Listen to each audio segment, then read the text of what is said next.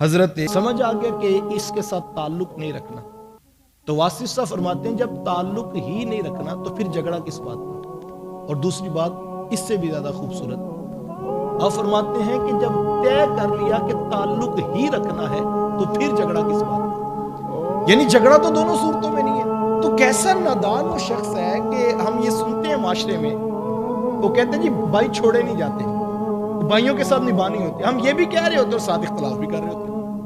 اور واصف صاحب ہی فرماتے ہیں کہ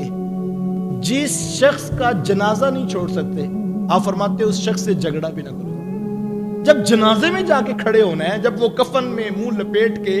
جو ہے وہ منو مٹی کے نیچے جانے کی تیاری کر چکا، اور اس وقت جا کے کہنا یا اللہ اس کو بخش دے، جنازہ کیا ہے یہی جا کے ہم کہتے ہیں نا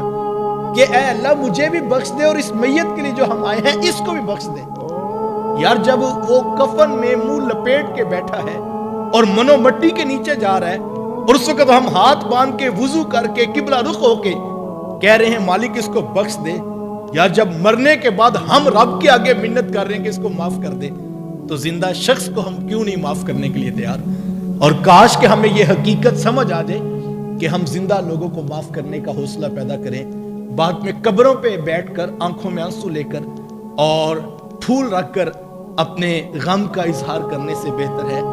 آج زندہ لوگوں کی قدر کیجئے